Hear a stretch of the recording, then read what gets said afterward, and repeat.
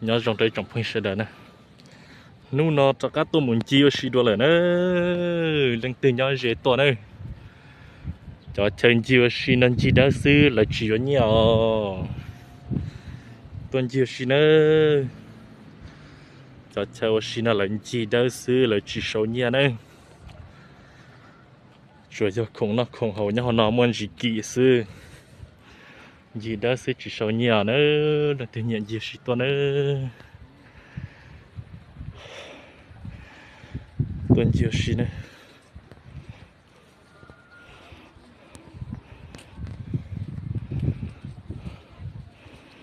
mua cho mình năng tới đó tới đủ tới đó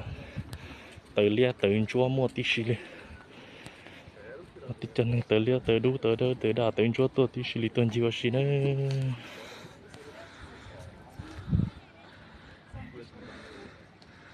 đó này còn non đó còn cũng cho bé tôi xí tôi sợ nữa